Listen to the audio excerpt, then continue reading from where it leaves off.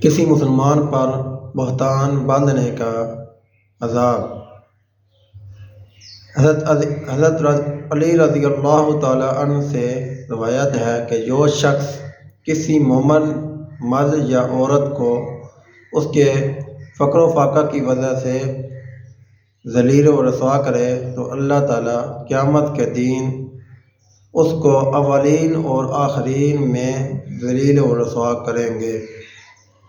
اور جو شخص کسی مسلمان مرد یا عورت پر ایسا بہتان باندھے جو اس میں عیب نہیں ہے تو اللہ تعالیٰ قیامت کے دن اس کو آگ کے ایک اونچے ٹیلے پر کھڑا کریں گے جب تک کہ وہ اپنی تکذیب نہ کر لے۔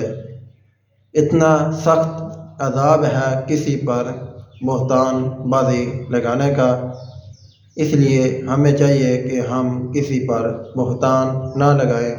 آپ کا میزبان رانا محمد شعیب